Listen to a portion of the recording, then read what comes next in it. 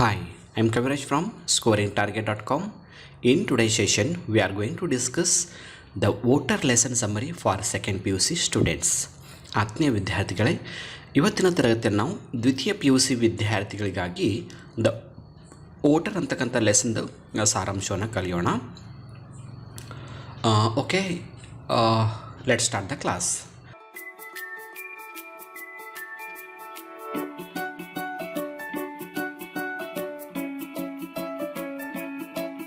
ಮೊದಲನೇದಾಗಿ ನಾವು about the author, ಈ ಲೇಖಕರ ಬಗ್ಗೆ ನಾವು ಸ್ವಲ್ಪ ಶಾರ್ಟಾಗಿ ಪರಿಚಯ ಮಾಡ್ಕೊಳ್ಳೋಣ. Chinua Achebe is a renowned Nigerian novelist, poet, professor and critic. Chinua Achebe ಅವರು ನೈಜೀರಿಯಾ ದೇಶದ ಒಬ್ಬ ಕಾದಂಬರಿಕಾರರಾಗಿದ್ದರು, ಕವಿಗಳಾಗಿದ್ದರು, ಅಧ್ಯಾಪಕರಾಗಿದ್ದರು ಮತ್ತು ವಿಮರ್ಶಕರಾಗಿದ್ದರು. His works highlights the clash of western and traditional African values, ಅಂದರೆ ವಿದೇಶದ ಮತ್ತು ಆಫ್ರಿಕಾ ದೇಶದ ಸಂಪ್ರದಾಯಗಳ ಬಗ್ಗೆ ಇವರ ಕಥೆಗಳು ಹೈಲೈಟ್ ಮಾಡ್ತಾಯಿದ್ವು. His style reflects Igbo oral tradition, Igbo ಜನಾಂಗದ ಒಂದು ಸಾಂಪ್ರದಾಯಿಕ ಒಂದು ಲೈಫ್ ಸ್ಟೈಲನ್ನು ಈ ಕಥೆಗಳಲ್ಲಿ ನಾವು ಕಾಣ್ತೀವಿ. The narrator is showered with folk stories, proverbs and orator. Among his many works, Things Fall Apart, Arrow of God are very popular.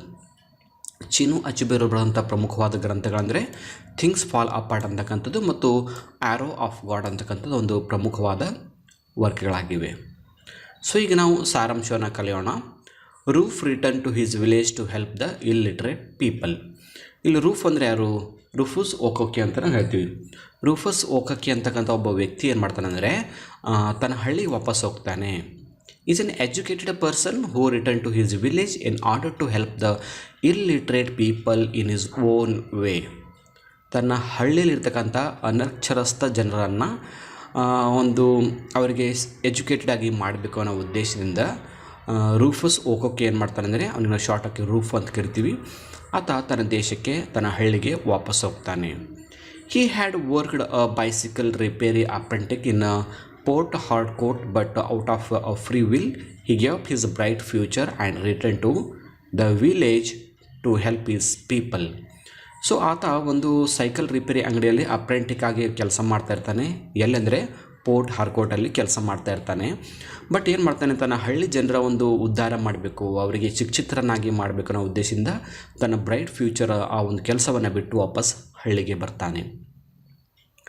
However, their village Umofia had already produced a Minister of Culture chief, the Honorable Marcus Ibe, in the outgoing government and was now running for another election with his party, People's Alliance Party, shortly PAP ಅಂತ ಕರಿತೀವಿ. So ಆ ಹಳ್ಳಿಯಲ್ಲಿ ಈಗಾಗಲೇ ಒಬ್ಬ minister ಇರ್ತಾರೆ, cultural minister ಅಂದರೆ ಸಾಂಸ್ಕೃತಿಕ ಮಂತ್ರಿ. ಅವ್ರ ಹೆಸರು ಮರ್ಕಸ್. ಸೊ ಈ ಮಾರ್ಕಸ್ ಏನು ಮಾಡ್ತಿರ್ತಾರೆ ಅಂದರೆ ಅವರು ಸಾಂಸ್ಕೃತಿಕ ಒಂದು ಮಂತ್ರಿ ಆಗಿರ್ತಾರೆ, ಈ ಹಳ್ಳಿಂದೇ ಸೆಲೆಕ್ಟ್ ಆಗಿರ್ತಾರೆ. ಈಗ ಅವರ ಒಂದು ಅಧಿಕಾರಾವಧಿ ಮುಗಲಿಕ್ಕೆ ಬಂದು ಮತ್ತೆ ಎಲೆಕ್ಷನ್ಗಳು ತುಂಬಾ ಸಮೀಪ ಬಂದಿರುತ್ತೆ. ಸೊ ಅವರು ಮತ್ತೆ ಎಲೆಕ್ಷನ್ ಸಲುವಾಗಿ ತುಂಬಾ ಪ್ರಚಾರವನ್ನು ಮಾಡ್ತಾ ಇರ್ತಾರೆ. ಈ ಮಾರ್ಕಸ್ ಅವರ ಪಾರ್ಟಿ ಹೆಸರು ಯಾವುದು? ಪೀಪಲ್ಸ್ ಅಲಯನ್ಸ್ ಪಾರ್ಟಿ, PAP ಅಂತ ಕರಿತೀವಿ. It was at the time of the election that he involved himself completely both to meet his selfish needs and a bit of social concern. So ಈ Marcos ಏನು ಮಾಡ್ತಾಯಿದ್ದ, ತನ್ನ ಹಳ್ಳಿಯೆಲ್ಲ ತುಂಬ ಹಳ್ಳಿ ಸುತ್ತಲೂ ಎಲ್ಲ ಕಡೆ ಓಡಾಡಿ ತಮ್ಮ ಎಲೆಕ್ಷನ್ ಬಗ್ಗೆ ಪ್ರಚಾರ ಮಾಡ್ತಿದ್ದ.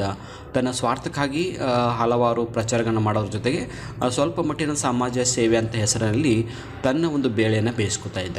ಅಂದರೆ ರಾಜಕೀಯವಾಗಿ ತಾನು ಸದೃಢನಾಗಿ ತುಂಬ ಶ್ರೀಮಂತ ಆಗಬೇಕು ಅಂತ ತುಂಬ ಪ್ರಯತ್ನ ಪಡ್ತಾ ಇದ್ದ. Roof was the perfect advisor for Honorable Marcus during the elections, as he required a person of Roof's nature to act as the campaign manager. We are further told that.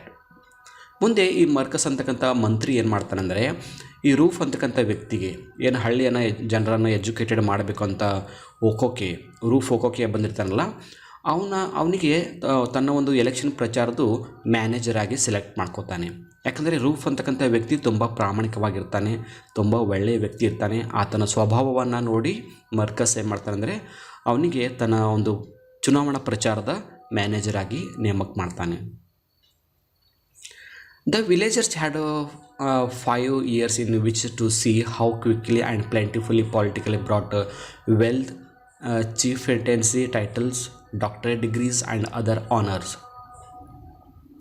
ಆ ಒಂದು ಹಳ್ಳಿ ಜನರಿಗೆ ಗೊತ್ತಾಗುತ್ತೆ ರಾಜಕೀಯದಲ್ಲಿದ್ದರೆ ನಾವು ಎಷ್ಟು ದುಡ್ಡನ್ನು ಗಳಿಸ್ಬೋದು, ಎಷ್ಟು ಪ್ರಖ್ಯಾತನ ಪಡ್ಕೋಬೋದು, ಎಷ್ಟು ಡಾಕ್ಟರೇಟ್ ಡಿಗ್ರಿಯನ್ನು ಪಡ್ಕೋಬೋದು ಅಂತ ಆ ಮರ್ಕಸ್ನನ್ನು ನೋಡಿ ಅವರು ತುಂಬಾ ಯೋಚನೆ ಮಾಡ್ತಾ ಇರ್ತಾರೆ.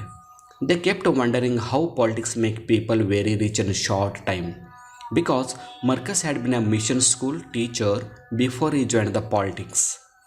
ಯಾಕಂದರೆ ಮರ್ಕಸ್ ಅಂತಕ್ಕಂಥ ಒಬ್ಬ ರಾಜಕಾರಣಿ ಏನಿರ್ತಾನೆ, ಮಂತ್ರಿ, ಆತ ಮೊದಲು ಒಬ್ಬ ಮಿಷನರಿ ಸ್ಕೂಲ್ದು ಟೀಚರ್ ಆಗಿರ್ತಾನೆ.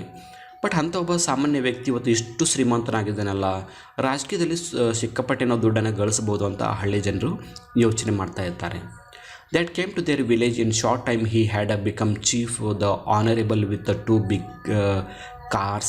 He had built himself the biggest house ever in that area and christened it Umofia Mansion.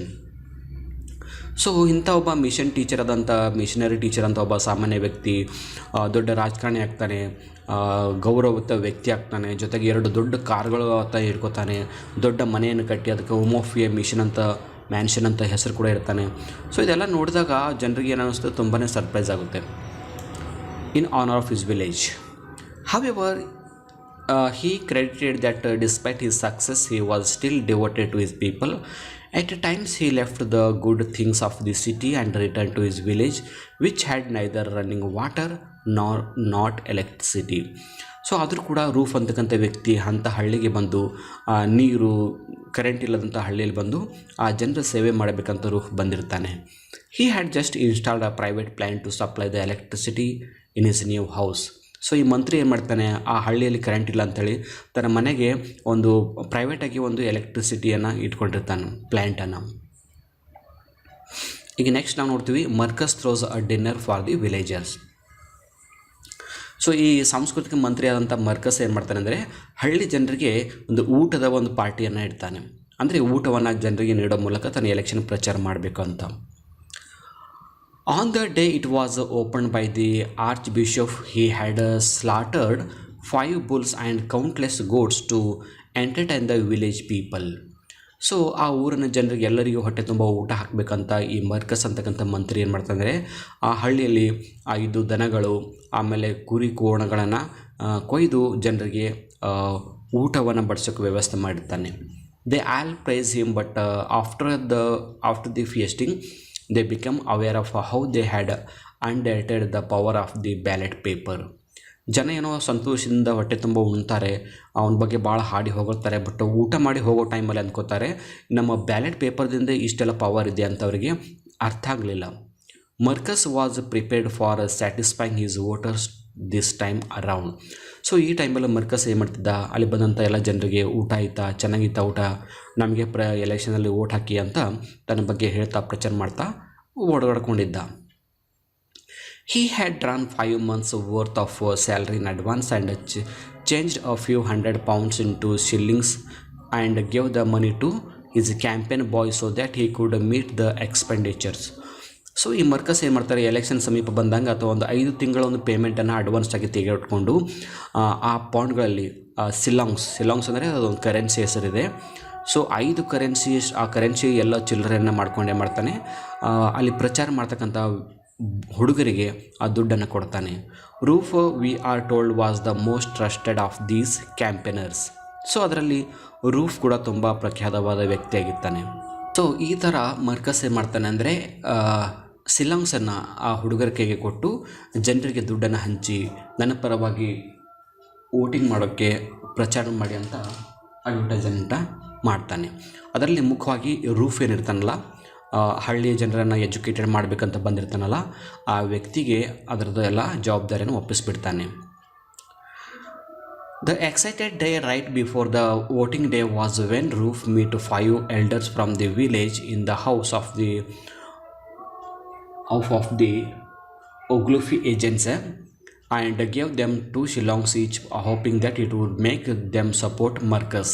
So ಅದಕ್ಕೆ ಈ ರೂಫ್ ಏನು ಮಾಡ್ತಾನೆ ಅಂದರೆ ಆ ಹಳ್ಳಿಯಿರ್ತಕ್ಕಂಥ ಒಂದು 5 ಜನ ದೊಡ್ಡ ಹುಡುಗರನ್ನು ಕರ್ಕೊಂಡ್ಬಂದು ಎಲ್ಲರಿಗೂ 2 ಶಿಲ್ಲಾಂಗ್ಸ್ ಅಂದರೆ ಅಮೌಂಟ್, ಅದು ಮನಿ, 2 ಶಿಲ್ಲಾಂಗ್ಸ್ ದುಡ್ಡನ್ನು ಕೊಟ್ಟು ಮರ್ಕಸ್ಗೆ ಸಪೋರ್ಟ್ ಮಾಡಿ ಅಂತ ರಿಕ್ವೆಸ್ಟ್ ಮಾಡ್ಕೊತಾನೆ.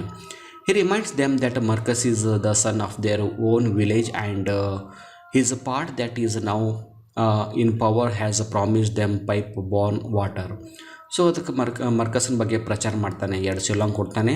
ಮರ್ಕಸ್ ನಮ್ಮ ಒಂದು ಹಳ್ಳಿಯ ಹುಡುಗನೇ ಇದ್ದಾನೆ, ನಮ್ಮ ಊರ್ದವನೇ ಇದ್ದಾನೆ, ಅವನನ್ನು ಬೆಂಬಲಿಸಿ ನಮ್ಮ ಊರಿಗೆ ಒಂದು ನೀರಿನ ವ್ಯವಸ್ಥೆ ಮಾಡ್ತಾನೆ, ಎಲ್ಲ ಒಂದು ವ್ಯವಸ್ಥೆ ಮಾಡ್ತಾನೆ, ಅವನಿಗನ್ನು ಸಪೋರ್ಟ್ ಮಾಡಿ ವೋಟ್ ಮಾಡಿ ಅಂತ ರೂಫ್ ಏನು ಮಾಡ್ತಾನೆ, request ಮಾಡ್ಕೊತಾನೆ. They inform him that it is true what he tells them, but it would be shameful to take 2 shillings from Marcus because he is no longer poor. But ಆ 5 ಜನ ಹುಡುಗರು ಏನು ಮಾಡ್ತಾರೆ ಅಂದರೆ ಈ 2 ಶಿಲಾಂಗ್ಸನ್ನು ತೆಗೆದುಕೊಳ್ಳೋಕ್ಕೆ ಒಪ್ಕೊಳ್ಳಿಲ್ಲ. ಯಾಕಂದರೆ ಈಗಾಗಲೇ ನಮ್ಮ ಮಂತ್ರಿ ಮರ್ಕಸ್ ತುಂಬ ಶ್ರೀಮಂತನಾಗಿದ್ದಾನೆ, ರಾಜಕಾರಣದಿಂದ ತುಂಬ ದುಡ್ಡನ್ನು ಗಳಿಸಿದ್ದಾನೆ. ಸೊ ನಾವು 2 ಶಿಲಾಂಗ್ ತೊಗೊಳಕ್ಕೆ ರೆಡಿ ಇಲ್ಲ ಅಂತ ಅವರು ವಾದ ಮಾಡ್ತಾರೆ. He is now rich and does his things like a great man. They give him a proverb that, but today is our day. We have climbed the Iroquois tree today and would be foolish not to take down all the firewood we need. So ಈ 2 ಶಿಲಾಂಗ್ನಿಂದ ನಮ್ಮ ಒಂದು ಹೊಟ್ಟೆ ನಡೆಯೋದಿಲ್ಲ, ನಮ್ಮ ಜೀವನ ನಡೆಯೋದಿಲ್ಲ, ಹೀಗಾಗಿ ನಾವು ಇಷ್ಟೇ ದುಡ್ಡನ್ನು ತೆಗೆದುಕೊಳ್ಳೋದಿಲ್ಲ ಅಂತ ಹಳ್ಳಿ ಹುಡುಗರು ಹೇಳಿಬಿಡ್ತಾರೆ. ನೆಕ್ಸ್ಟ್ ಏನಾಗುತ್ತೆ, Roof bribe the villagers to support Marcus. So ಮತ್ತೆ ರೂಫ್ ಜಾಸ್ತಿ ದುಡ್ಡು ಕೊಡ್ಲಿಕ್ಕೆ ಒಪ್ಕೋತಾನ ಇಲ್ಲ ಅಂತ ಈಗ ನೋಡಬೇಕು. He understood what they meant by firewood because he too has been benefiting from the firewood from Marcus. So he added 1 shilling for each, but they still objected and finally he gave each a man another shilling. So ಅದಕ್ಕೆ ನಮ್ಮ roof ಏನು ಮಾಡ್ತಾನೆ, ಯೋಚನೆ ಮಾಡ್ತಾನೆ, ಈ ಹುಡುಗರೆಲ್ಲ ಯಾಕೋ 2 ಶಿಲಾಂಗ್ ತೆಗೆದುಕೊಳ್ತಾ ಇಲ್ಲ. ಸೊ ಯಾಕಂದರೆ ನಾನು ಕೂಡ ಈಗ ನಮ್ಮ ಮಂತ್ರಿಯಿಂದ ಸಾಕಷ್ಟು ದುಡ್ಡು ತೊಗೊಂಡು ನಾನು ಸಂಪಾದನೆ ಮಾಡ್ಕೊಂಡಿದ್ದೀನಿ, ಬಟ್ ಇವರಿಗೆ 2 ಶಿಲಾಂಗ್ ಕೊಟ್ಟು ಅವರು ಕೂಡ ಒಪ್ಕೊಳ್ಳೋದಿಲ್ಲ ಅಂತೇನು ಮಾಡ್ತಾನೆ, ಇನ್ನೊಂದು ಎಕ್ಸ್ಟ್ರಾ ಶಿಲಾಂಗನ್ನು ಕೊಡ್ಲಿಕ್ಕೆ ರೂಫ್ ರೆಡಿ ಆಗ್ತಾನೆ. ಆದರೆ ಆ ಒಂದು 5 ಜನ ಹುಡುಗರು ಅದು 3ನೇ ಶಿಲಾಂಗ್ ಕೂಡ ತೊಗೊಳಕ್ಕೂ ಒಪ್ಕೊಳ್ಳಿಲ್ಲ, ಇನ್ನೂ ಒಂದು ಬೇಕು ಅಂತ ಕೇಳ್ತಾರೆ. ಸೊ ಫೈನಲಿ ಏನು ಮಾಡ್ತಾನೆ ಅಂದರೆ 2 ಶಿಲಾಂಗನ್ನು ಕೊಡ್ತಾನೆ. ಮೊದಲು 2 ಶಿಲಾಂಗ್ ಕೊಟ್ಟಿದ್ದ, ಆಮೇಲೆ 2 ಶಿಲಾಂಗನ್ನು ಕೊಡ್ತಾನೆ. He said if they don't like then they may go and vote for the enemy, referring to the Progressive Organization Party POP. So ಅದಕ್ಕೆ ಕೊನೆಗೆ ಈ ರೂಫ್ ಏನು ಮಾಡ್ತಾನೆ, 4 ಶಿಲಾಂಗನ್ನು ಕೊಟ್ಟು, ನೋಡಿರಿ ಇಷ್ಟರ ಮೇಲೆ ನೀವು ನಮ್ಮ ಮರ್ಕಸ್ನಿಗೆ ಓಟ್ ಹಾಕಿ ಪ್ರಚಾರ ಮಾಡಿ, ನೀವು ಇದಕ್ಕಿಂತ ದುಡ್ಡು ಜಾಸ್ತಿ ಬೆಳೆದ್ರೆ ನನಗೆ ಕೊಡೋಕ್ಕಾಗೋದಿಲ್ಲ, ಬೇಕಾದರೆ ನೀವು ನಮ್ಮ ಒಂದು ಅಪೋಸಿಟ್ ಪಾರ್ಟಿಗೆ ಓಟ್ ಹಾಕ್ಬೋದು, ಅದು ಪ್ರೋಗ್ರೆಸಿವ್ ಆರ್ಗನೈಜೇಷನ್ ಪಾರ್ಟಿ POP ಏನಿದೆ ಅದಕ್ಕೆ ಬೇಕಾದರೆ ಓಟ್ ಹಾಕಿ ಅಂತ ಕೋಪದಿಂದ ಹೇಳ್ತಾನೆ. This was formed by the tribes down to caste to save themselves from the total political, cultural, social and religious annihilation. It was said that the party had let loose so much money in homophobia just for buying votes. ಈ ಪಾರ್ಟಿಯವರು ಕೂಡ POP ಪಾರ್ಟಿಯವರು ಕೂಡ ಸಾಕಷ್ಟು ದುಡ್ಡನ್ನು ಹಂಚಿ ಪ್ರಚಾರ ಮಾಡ್ತಾ ಇರ್ತಾರೆ. On that same time, Marcus received a strange visit. A few of the POP campaign boys entered Roof's house and tempted him with 5 pounds and asked him to vote for Madukam.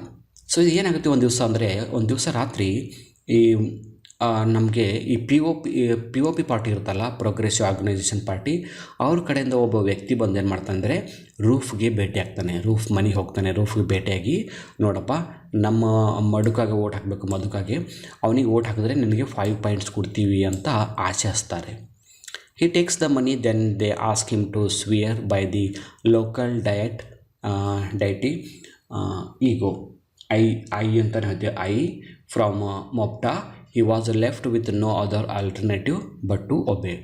So roof ಏನು ಮಾಡ್ತಾನೆ ಅಂದರೆ 5 pound ಕೊಟ್ಟಾಗ ಅವನಿಗೆ ತುಂಬಾ ದುಡ್ಡು ಅನಿಸುತ್ತೆ. So ನಾನು ಈಗ ಅಪೋಸಿಟ್ ಪಾರ್ಟಿ ನೋಡಿ, ರೂಫ್ ಯಾರ ಪರವಾಗಿದ್ದ ಅಂದರೆ ಮರ್ಕಸ್ ಪರವಾಗಿದ್ದ, ಬಟ್ ಈ POP ಪಾರ್ಟಿಯವರು ಅವನಿಗೆ ದುಡ್ಡು ಕೊಟ್ಟಾಗ ಆ ದುಡ್ಡನ್ನು ತೆಗೆದುಕೊಂಡು ಅವರಿಗೆ ಓಟ್ ಹಾಕೋಕ್ಕೆ ಒಪ್ಕೋತಾನೆ. ಜೊತೆಗೆ ಆ ದುಡ್ಡು ಕೊಟ್ಟಂಥ ವ್ಯಕ್ತಿಗಳು ಏನು ಮಾಡ್ತಾರೆ ಅಂದರೆ, ನೀನು ದುಡ್ಡು ತೊಗೊಂಡು ಓಟ್ ಹಾಕಲಿಲ್ಲ ಅಂದರೆ ಏನು ಮಾಡ್ತಾನೆ ಅಂದರೆ, ನಿನಗೆ ಅಂತಕ್ಕಂಥ ಒಂದು ದೇವತೆ ನಿನಗೆ ನೋಡ್ಕೋತಾಳೆ, ಶಾಪ ಹಾಕ್ತಾಳೆ ಅಂತ ಹೇಳಿ ಎಚ್ಚರಿಕೆ ಕೊಡ್ತಾರೆ.